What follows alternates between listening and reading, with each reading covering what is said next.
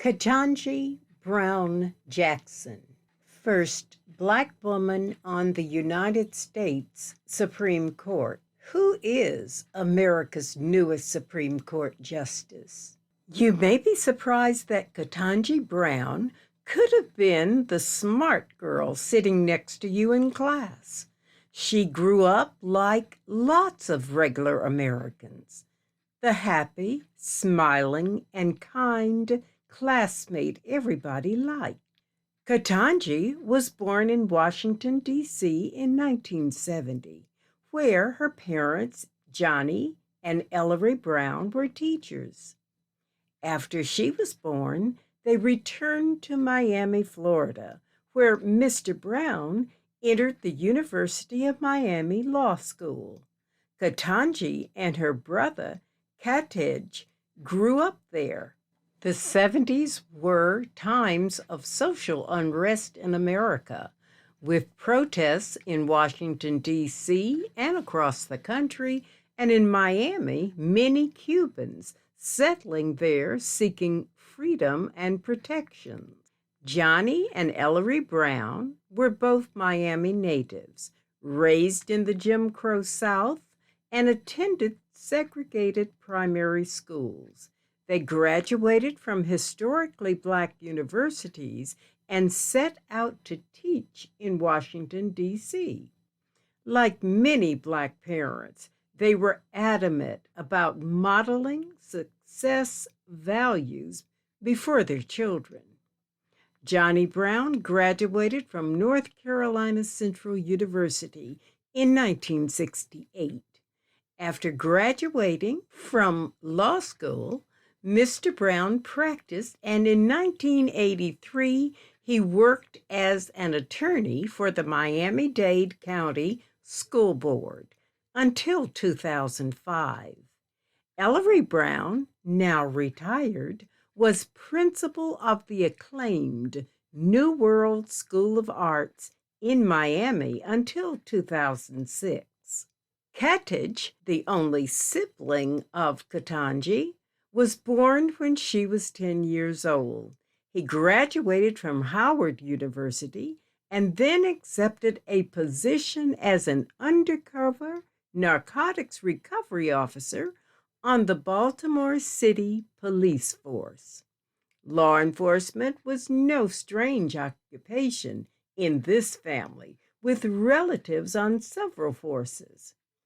In the wake of the September 11th attack, Ketanji joined the Maryland Army National Guard, became an infantry officer, and was deployed twice to the Middle East. Family. At the beginning of her confirmation hearings, Judge Jackson emphasized the importance of family and faith in her opening statements. She said, quote, "Even prior to today, I can honestly say that my life had been blessed beyond measure," end quote. Jackson expressed gratitude to and love for her family. She stated, quote, "My parents taught me that, unlike the many barriers that they had to face growing up, my path was clearer, such that if I worked hard and believed in myself, in America, I could do anything and be anything I wanted to be," end quote. A family best described by quiet lives of service. But who is Ketanji? Imagine a young but very perceptive little girl quietly coloring and listening to her father recite law lessons while studying for his exams. This is what she said at the hearing, quote, "My very earliest memories are of watching my father study. He had his stack of law books on the kitchen table while I sat across from him with my stack of coloring books," end quote. Always an excellent student, at Palmetto Junior High, Ketanji was a speech and debate star who was elected mayor of the school.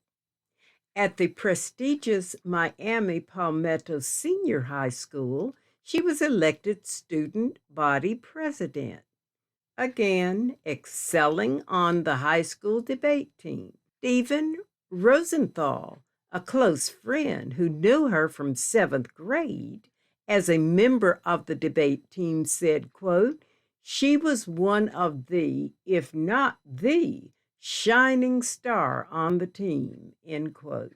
Even with these achievements, Ketanji faced doubters. She shared that her high school guidance counselor discouraged her from applying to Harvard, warning not to set her sights so high. Who was Ketanji? A standout in many ways. One of her college friends described her as the Simone Biles of oratory, saying, quote, "Yeah, Simone Biles has all those gold medals around her neck. That was the way Ketanji was with debate trophies. She had more hardware, than anybody else," end quote. What else do we know? CBS News correspondent Erin Marotti interviewed the ladies, Nina Simmons, Lisa Fairfax, and Antoinette Coakley, who were all Harvard College freshmen with Ketanji Brown. They went on to support each other through law school and dubbed themselves the ladies. Coakley remembers telling Ketanji one day in their dorm, quote, "You're going to be the first Black woman on the U.S. Supreme Court," end quote. Coakley also said, "She's hilarious." And that's something that people may not anticipate because they're so blinded by her intellectual brilliance that they don't realize she also has another side to her. Fairfax noted that she could dazzle with a song or a story. Quote, "She has an amazing voice. We've heard her sing, and we all know that if she had wanted to pursue that, she would have been brilliant in that space," end quote. But her true passion was always the law. Quote, "She came to college knowing she wanted to be a lawyer," said Fairfax. "Ketanji is the ultimate preparer, and she's going to be prepared." This she said in reference to the upcoming hearings. Simmons echoed the sentiments expressed about Ketanji's parental support. Quote, "They were there for her. They said, 'Why not you? You belong here. You are the one. You worked hard. You're smart. You can do this," end quote. On February 25th, 2022, President Joe Biden nominated Judge Jackson to replace the retiring Justice Stephen Breyer. In preparation for the big event, the hearing before the Senate Judiciary Committee, Judge Jackson made the rounds, introducing herself to senators. Media claimed that she was just another affirmative action selection, placing a Black woman in a slot that needed more gender and color diversity. Without knowing her background and achievements, many thought this. On March 21st, 2022, 51-year-old Ketanji Brown Jackson looked confident as she perched before the hearing panelists to attest why she was the best candidate for this job. She was armed with knowledge and credible documentation. She'd graduated magna cum laude from Harvard University, then graduated cum laude from Harvard Law School, where she served as an editor of the Harvard Law Review. She worked with 3 clerkships, including one with U.S. Supreme Court Associate Justice Stephen Breyer. Prior to her elevation to the U.S. Court of Appeals for the District of Columbia Circuit, being nominated by President Barack Obama, she served as district judge for the United States District Court for the District of Columbia. Jackson was also vice chair of the United States Sentencing Commission from 2010 to 2014. At the confirmation hearing, she sat with a dignified assurance, ready for any question, perhaps remembering what her father said so many years ago. Why not you? As her father, mother, and brother witnessed her brilliant showing, they had to be very proud.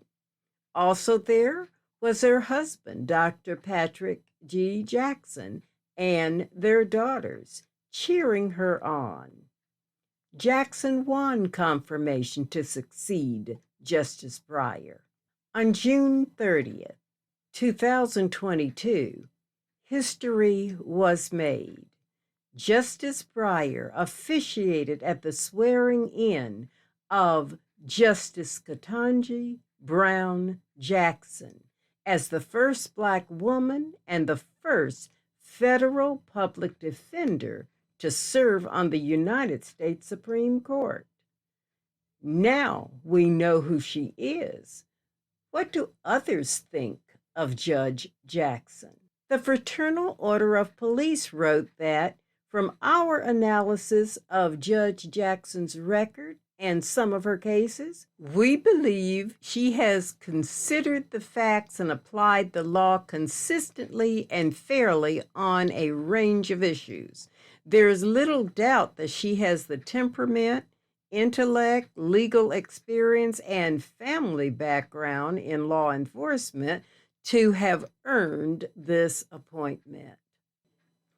Supreme Court lawyer Neil Katyal stated that Judge Jackson is an outstanding jurist and person, brilliant, fair, and a true and real person. She will be an immense credit to the court and our country. Washington Post editorial board wrote that Judge Jackson, by all accounts, possesses the qualities essential in a Supreme Court justice: a devotion to the rule of law, a commitment to judicial independence, an ability and willingness to collaborate with colleagues whose views and philosophies differ from her own. Her colleagues stated that their interactions with Judge Jackson have found her to possess credible intellect, excellent legal ability, and a commitment to the highest ethical and professional standards. Throughout her career, she has promoted compassion, dignity, and respect for all parties. But what did Republicans say?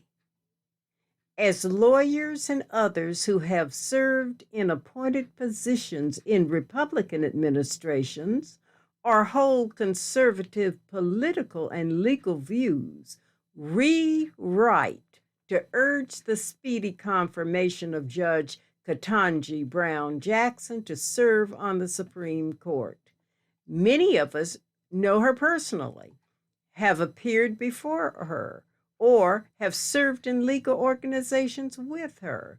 While some of us might differ concerning particular positions she has taken as a judge, we are united in our view that she is exceptionally well qualified, given her breadth of experience, demonstrated ability, and personal attributes of intellect and character.